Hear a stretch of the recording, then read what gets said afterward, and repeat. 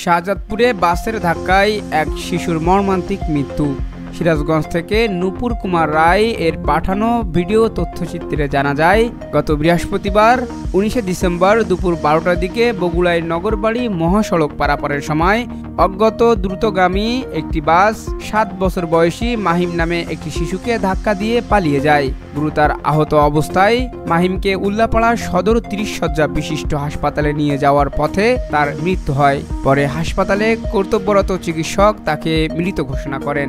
নিহত মাহিম গাড়াদহ টেকুয়াপাড়া গ্রামের মালয়েশিয়া প্রবাসী জাহিদুল ইসলামের ছেলে। প্রত্যক্ষদর্শীরা জানান, মায়ের সঙ্গে বালসাবাড়ি বাজারে গিয়ে মাহিম মাকে হারিয়ে ফেলে।